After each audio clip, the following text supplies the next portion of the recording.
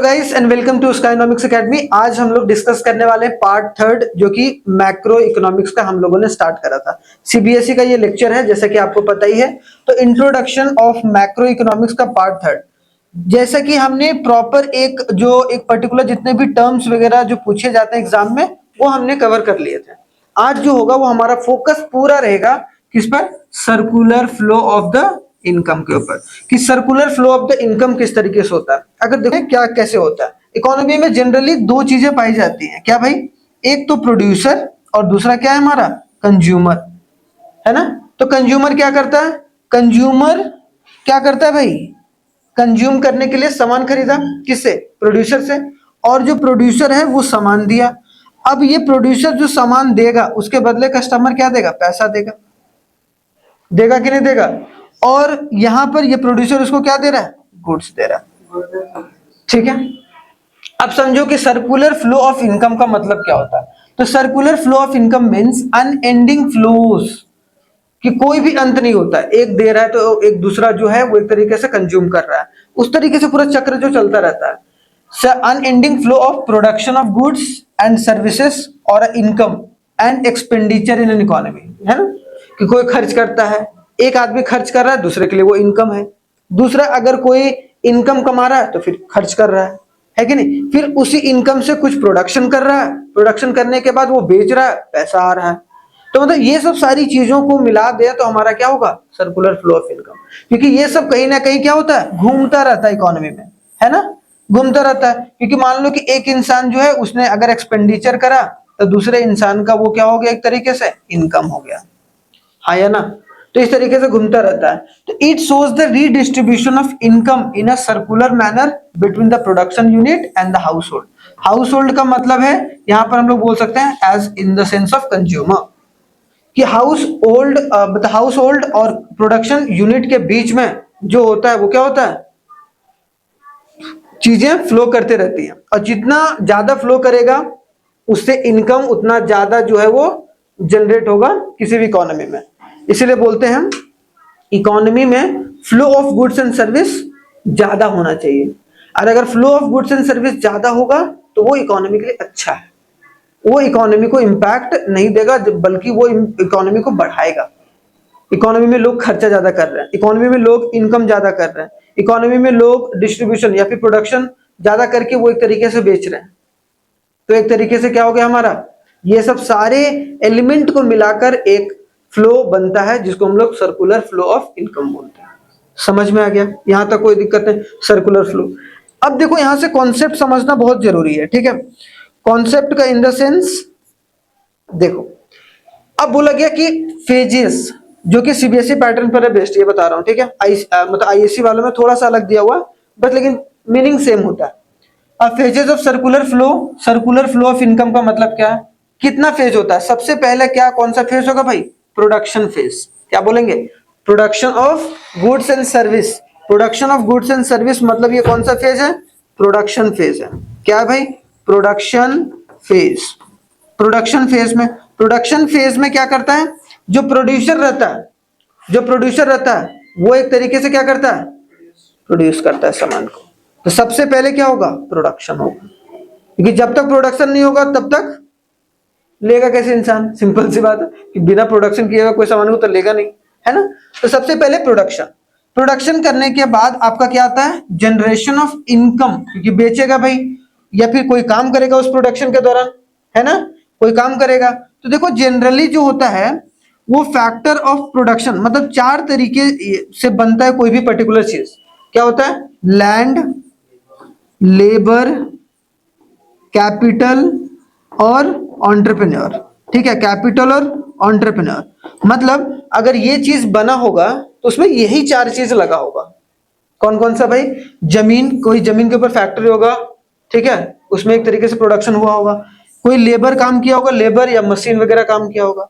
पैसा लगा है भाई, और किसी का दिमाग है, किसी का प्रोसेस है, किस तरीके से बनाना है, हमें नहीं बनाना है, ठीक है। तो इसका मतलब ये चार चीज। अब अगर लैंड है किसी के पास, अगर मान लो जनरली लैंड है, तो लैंड की वजह से क्या आएगा उसके पास? इनकम, रेंट आएगा, ठीक है। दूसरा लेबर क्या कमाएगा भाई?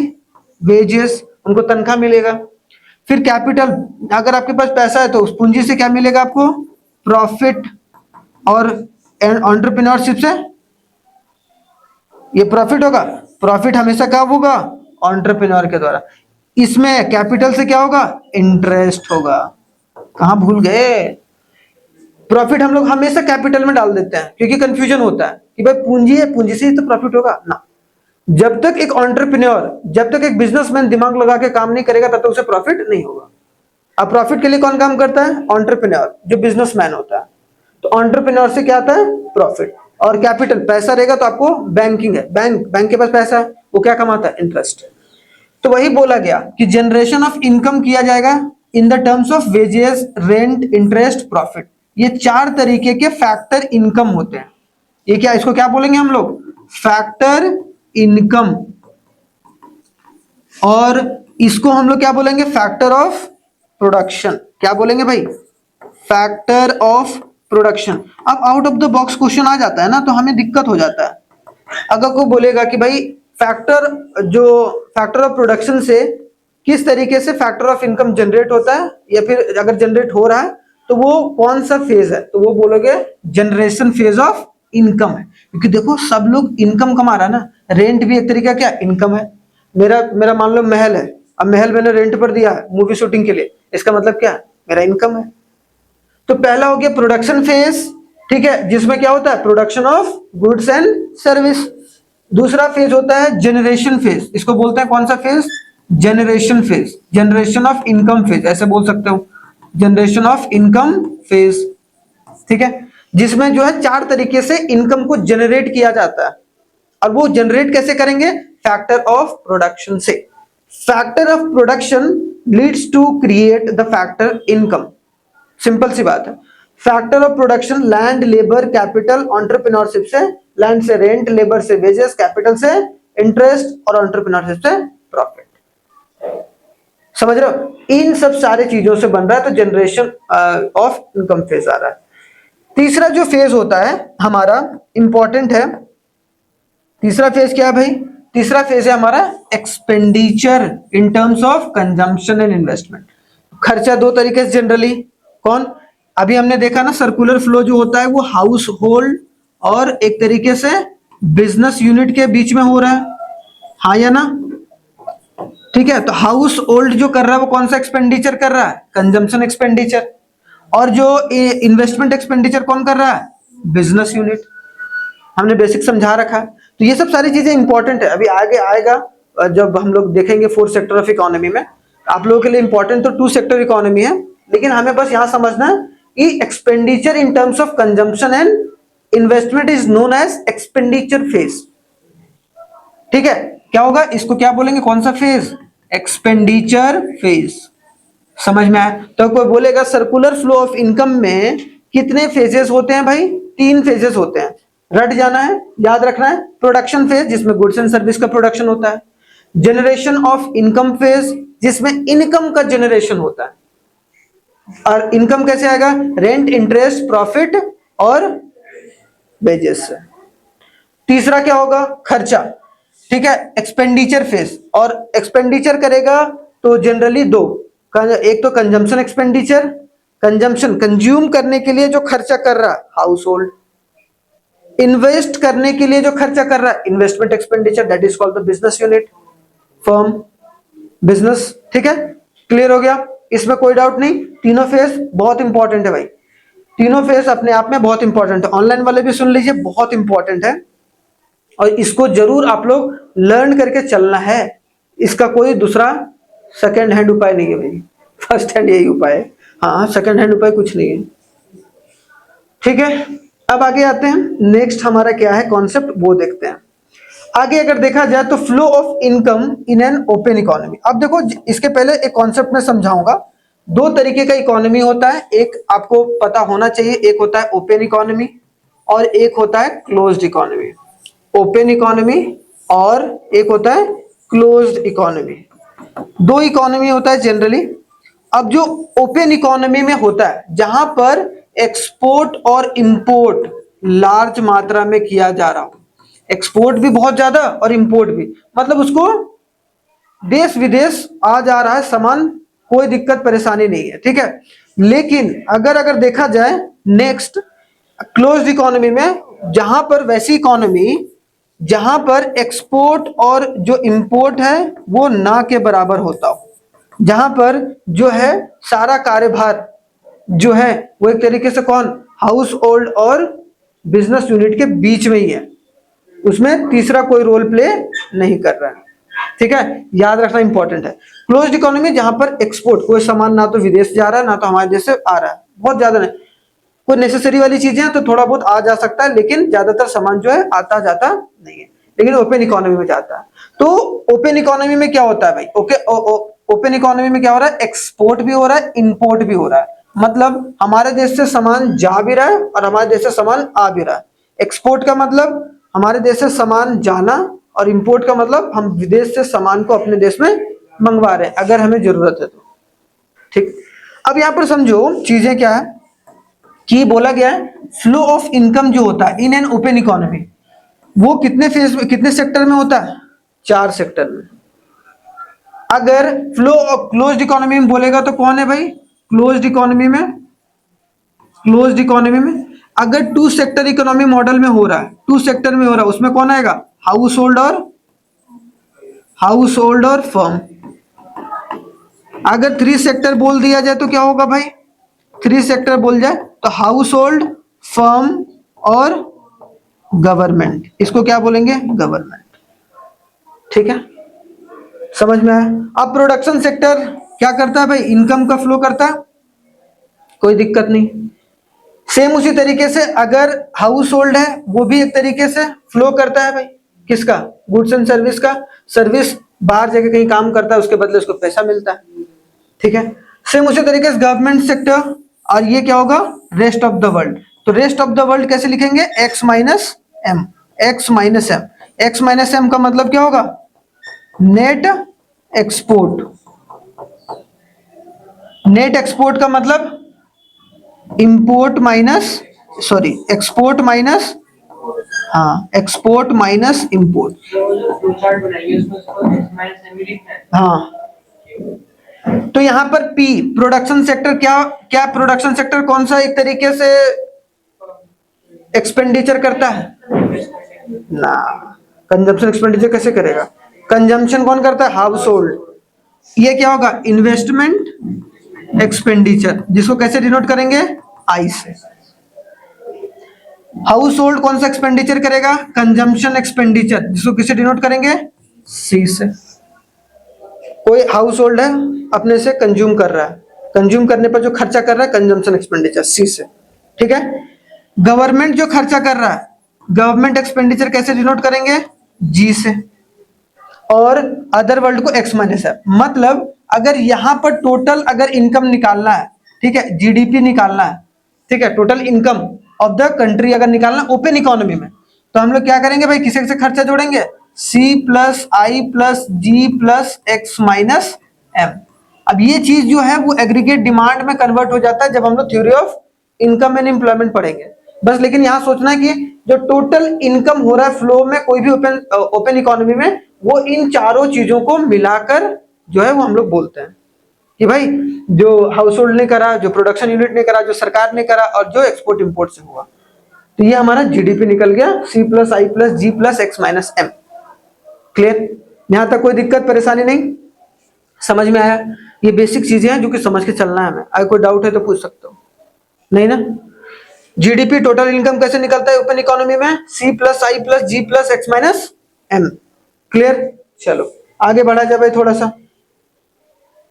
अब देखो यहां पर, अब आते हैं 2 तरीके का सर्कुलर फ्लो ऑफ इनकम होता है, एक होता है रियल फ्लो, एक होता है मनी फ्लो। अब हमें 2 तरीके, कौन कौन सा, 2 फ्लो, रियल फ्लो और मनी फ्लो। अब हम लोग समझते हैं कि आखिरकार रियल फ्लो क्या होता है। सबसे पहले आपको बोलेगा टाइप्स ऑफ सर्कुलर फ्लो क्या होगा, एक होगा हमारा रियल फ्लो और एक होगा हमारा मनी फ्लो, रियल फ्लो और मनी फ्लो, ठीक है। रियल फ्लो और मनी फ्लो के बीच में बेसिक डिफरेंस क्या है उसको समझते हैं। देखो रियल फ्लो में द फ्लो ऑफ फैक्टर्स, यहां पर देखो हाउस होल्ड को कैसे डिनोट करेंगे, एच से, ठीक है, फर्म को हम लोग एफ से डिनोट कर देते हैं, ठीक है। अब यहां पर समझो हाउस होल्ड, कोई घर वाला बंदा है, ठीक है, और एक कोई कंपनी है यहां पर। अब समझो कि ये जो बंदा है वो क्या दे रहा है भाई, जाके फैक्टर सर्विस दे रहा है। कहां सर्विस दे रहा है, काम कर रहा है। मान लो ये रिलायंस है, फर्म क्या है, रिलायंस है, और ये जो बंदा है वो मान लो श्याम है।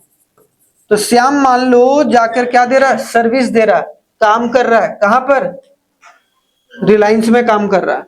तो रिलायंस में काम कर रहा है मतलब वो फैक्टर सर्विस दे रहा है, सिंपल सी बात है भाई। और फर्म इसे क्या देगा, अब काम करेगा उसके बदले पैसा भी तो देगा, है। लेकिन हम लोग यहाँ पैसा नहीं बोल रहे हैं, क्यों, क्योंकि ये मनी फ्लो के बारे में बात नहीं हो रहा है, रियल फ्लो। तो अगर वो वहां जाके काम कर रहा है लेकिन वहां से कंपनी से या बहुत सारी कंपनी से, अलग अलग कंपनी से या उसी कंपनी से अगर गुड्स एंड सर्विस ले रहा है, वहां से मान लो कि रिलायंस एक सामान बना रहा है, कुरकुरे कुरकुरे, ठीक है, वो ले रहा है वहां से कंपनी से, इसका मतलब क्या ले रहा है, गुड्स। काम के बदले पैसा, जब पैसा लेगा तो पैसा हमारा क्या हो गया, मनी फ्लो के अंदर आएगा।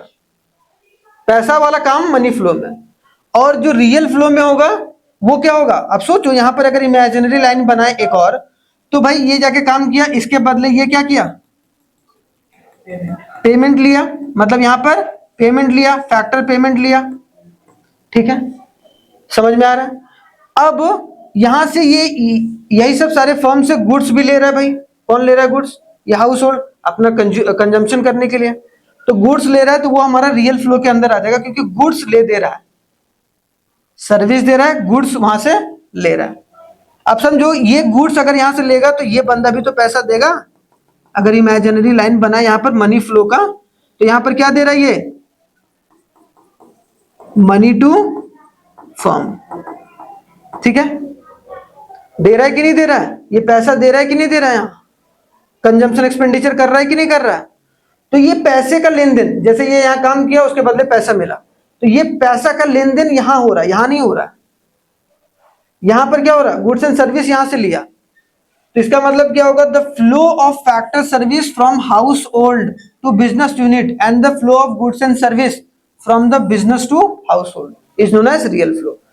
जो फैक्टर सर्विस जो होता है वो हाउस होल्ड से फर्म में जाता है, और बहुत सारे फर्म से जो कोई सामान जो है बिजनेस से अगर सामान खरीदता है कोई हाउस होल्ड घर वाला, तो उसको हम लोग क्या बोलेंगे, रियल फ्लो। रियल फ्लो में क्या होता है, मनी का एग्जिस्टेंस नहीं रहता है, सिर्फ गुड्स एंड सर्विस का फ्लो हो रहा है, ठीक है, गुड्स एंड सर्विसेज का फ्लो हो रहा है, क्लियर।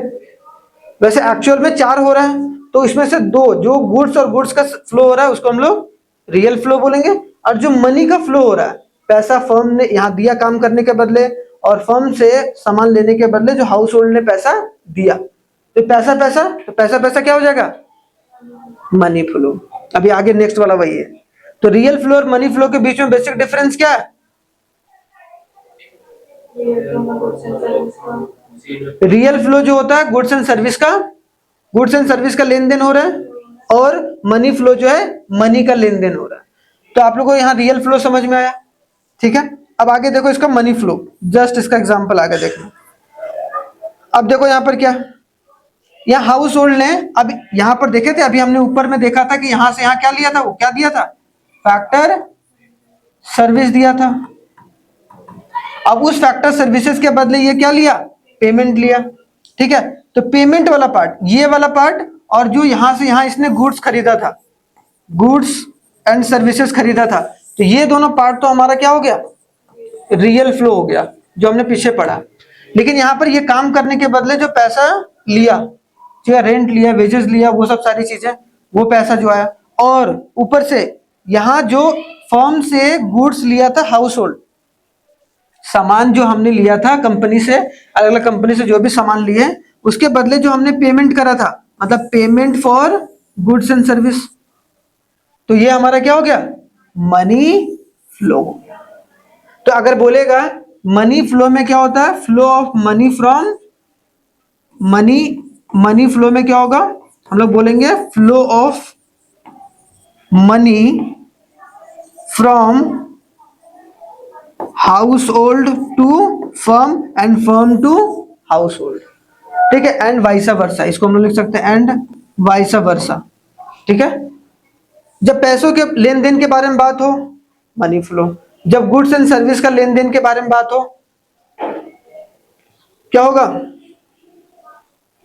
गुड्स का लेन देन के बारे में बात हो तो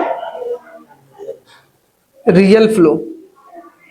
रियल फ्लो और मनी फ्लो, दो चीज समझ में आया? क्लियर? अब देखो आगे,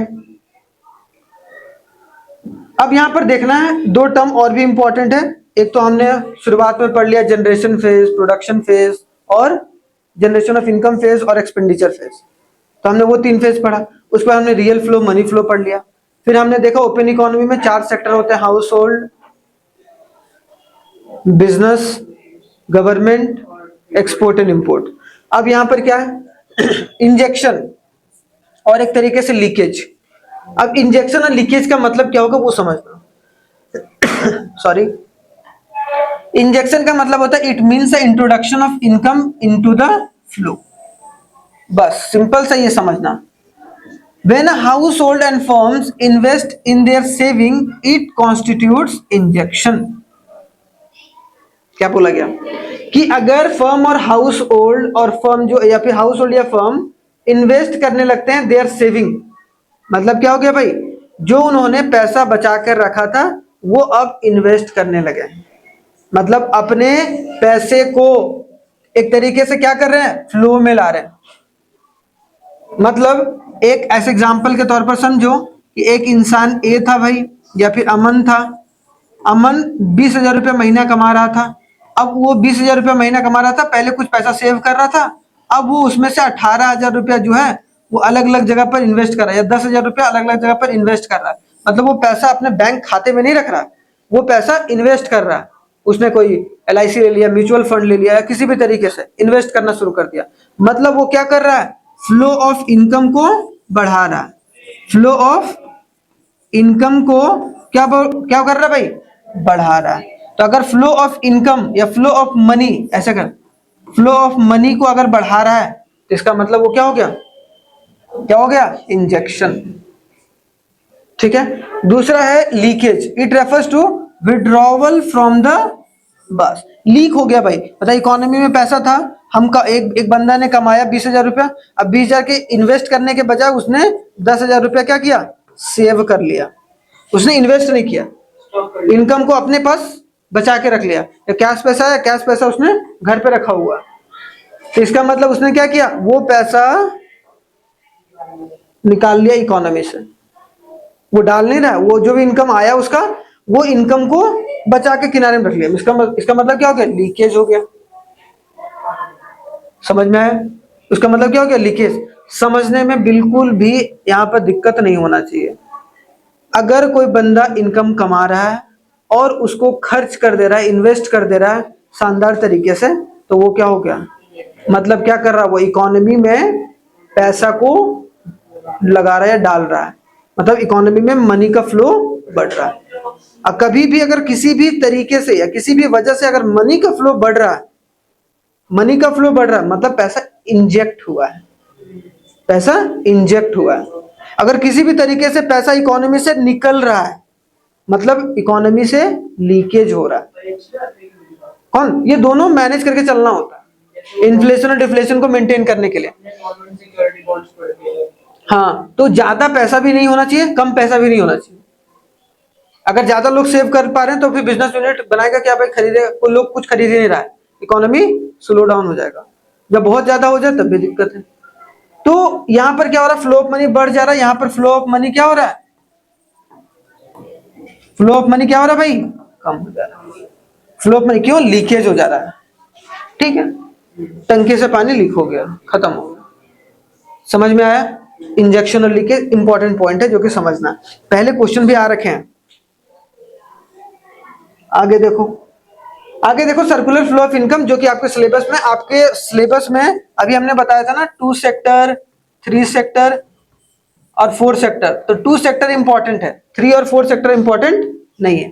जैसे हमने बताया था ना कि आपको जो 3 सेक्टर इकोनॉमी में, 3 सेक्टर इकोनॉमी में कौन कौन था भाई? C+I+G। सी मतलब कंजम्पशन एक्सपेंडिचर जो कि हाउस होल्ड कर रहा है, आई मतलब इन्वेस्टमेंट एक्सपेंडिचर जो फर्म कर रहा है, और जी मतलब गवर्नमेंट एक्सपेंडिचर जो सरकार कर रही है। ये 3 सेक्टर, तो 3 सेक्टर आपके सिलेबस में नहीं है।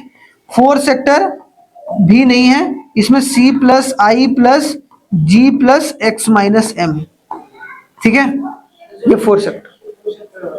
हाँ 2 सेक्टर है सिर्फ तुम्हारे सिलेबस में, जो कि एग्जाम पॉइंट ऑफ व्यू से इंपॉर्टेंट है। बाकी सीयूईटी में पूरा दो तीनों पूछता है, ठीक है। तो ये बात है, लेकिन हमें पढ़ना सारी चीज ताकि वो दिमाग तो अभी आ जाएगा। Circular in a 2 sector economic model there are only a 2 sector.